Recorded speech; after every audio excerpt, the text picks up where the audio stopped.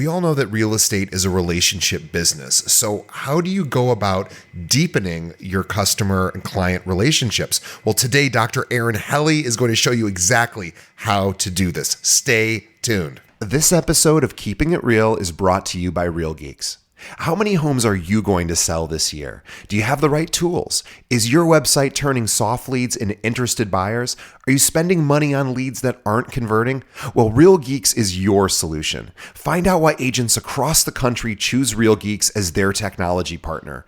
Real Geeks was created by an agent for agents. They pride themselves on delivering a sales and marketing solution so that you can easily generate more business. Their agent websites are fast and built for lead conversion with a smooth search experience for your visitors. Real Geeks also includes an easy-to-use agent CRM. So once a lead signs up on your website, you can track their interest and have great follow-up conversations. Real Geeks is loaded with a ton of marketing tools to nurture your leads and increase brand awareness. Visit realgeeks.com/keepingitrealpod and find out why realtors come to Real Geeks to generate more business. Again, visit realgeeks.com/keepingitrealpod. And now, on to our show.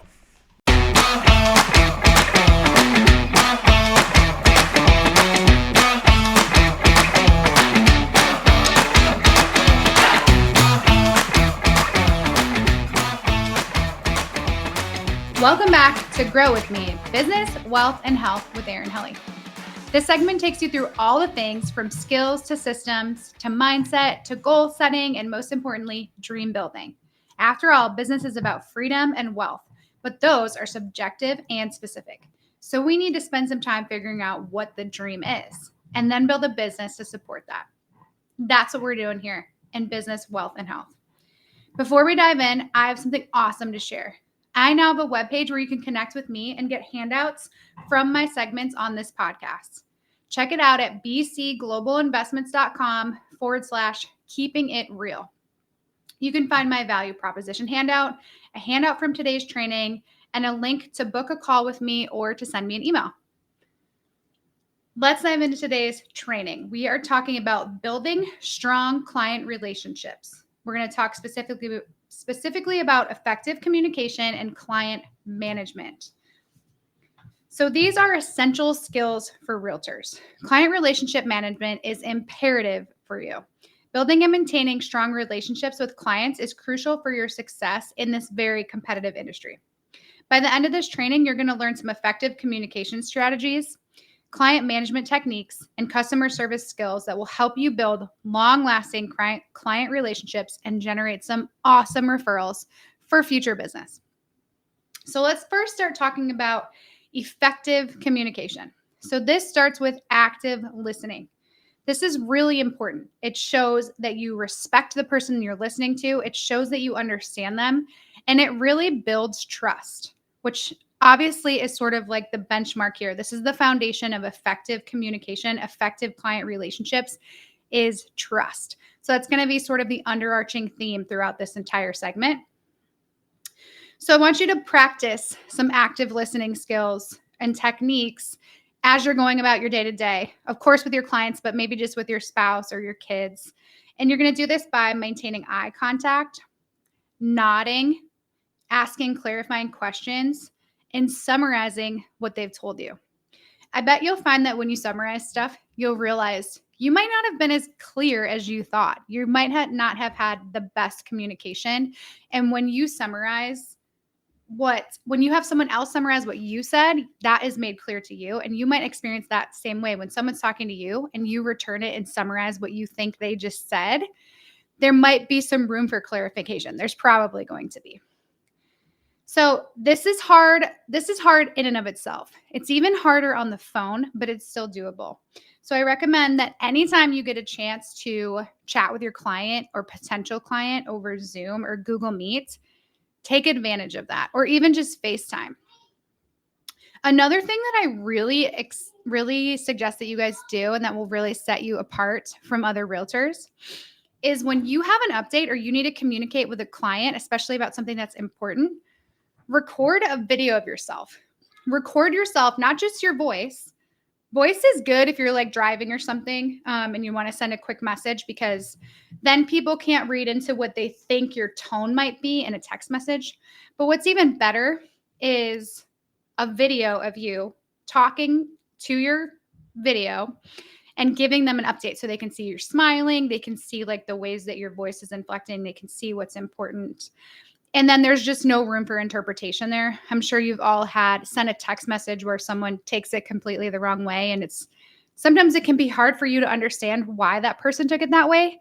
But what's important to know is there's not tone in written text. It's usually how the receiver perceives it.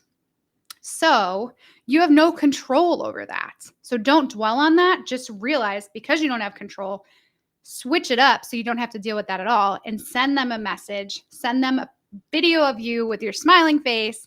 Send them a voice recording so they can hear that you're not, angry or short with them or whatever. Those will go a really long way, especially if you're someone like me who's very direct and just sort of like productive in my communication. And it can come off as rude sometimes, honestly.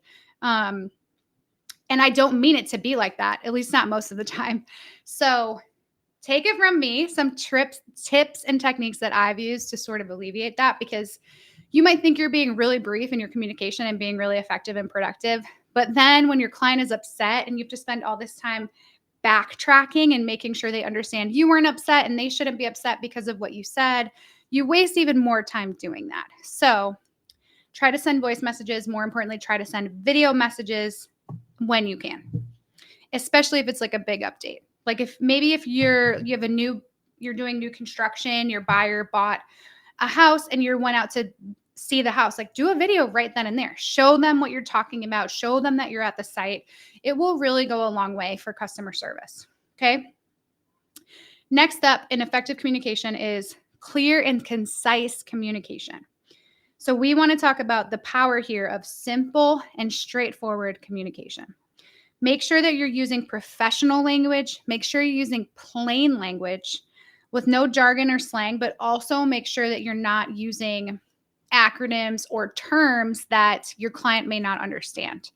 Because if your client is confused, then they're probably going to end up unhappy or left in the dark. And that's the last thing you want.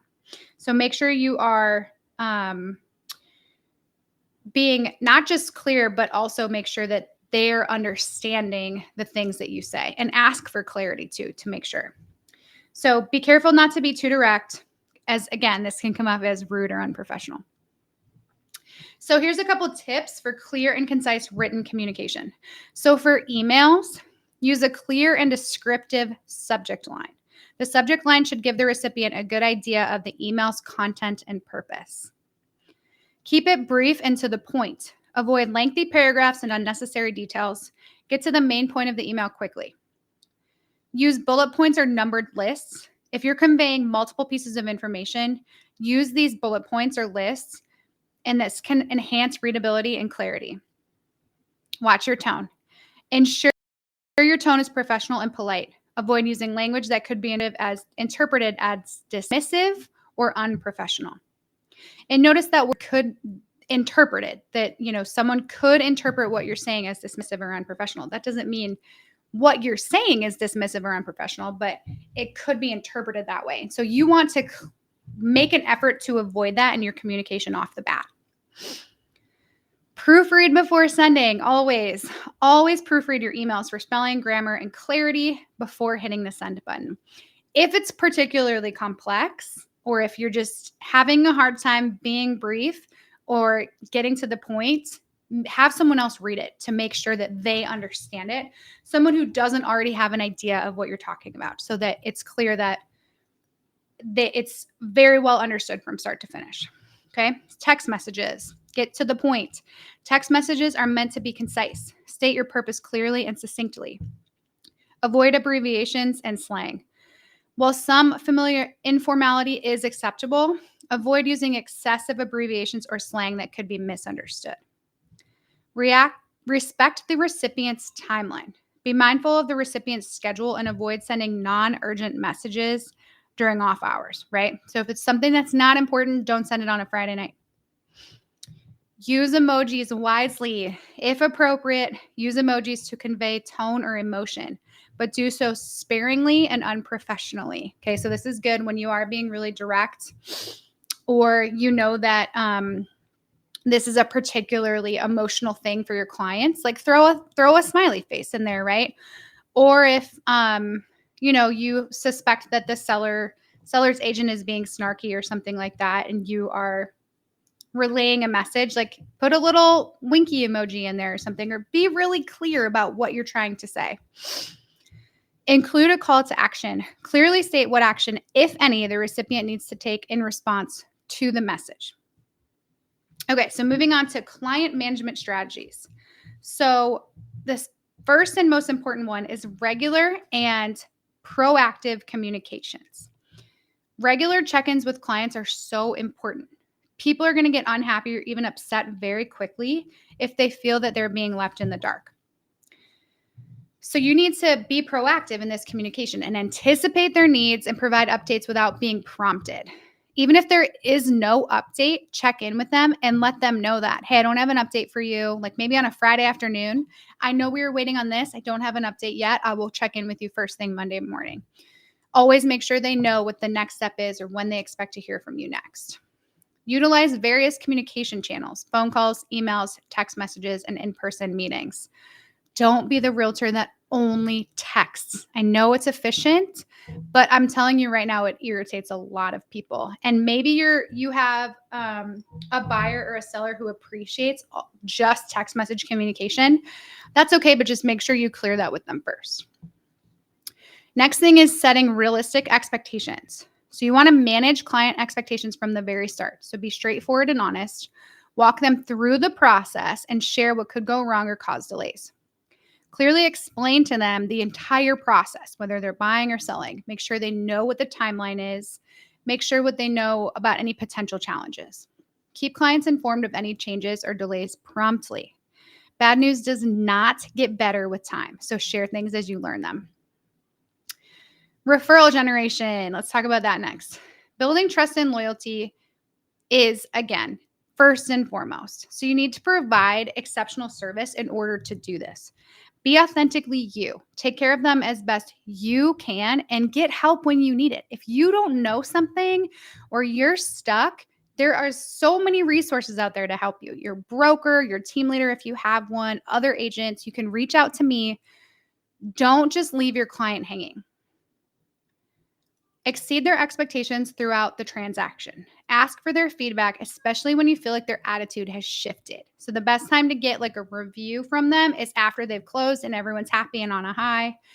But you can ask them for feedback at any point during a transaction. If you feel like suddenly your client's gone cold with you or suddenly they're really short with you, ask them why. Ask them what happened. Ask them what's bothering them so that you can come to a solution and meet their needs and ultimately make them happy. So when we are asking for referrals, as we build this loyalty and trust, we can now have an opportunity to ask for referrals. You're not going to ask for a referral from somebody who wasn't happy with your service, and you're not going to ask for a referral on your first phone call with them. Timing is really important. So the best time to ask for referrals is when your customer or client is highly satisfied. So this is the happiest moment. That's what it's typically referred to as. And they recognize the value your business has provided for them. Asking for referrals right after a customer closes or achieves a significant win from your services is an opportune moment to request referrals. It's important to strike the right balance and not come across as pushy or opportunistic.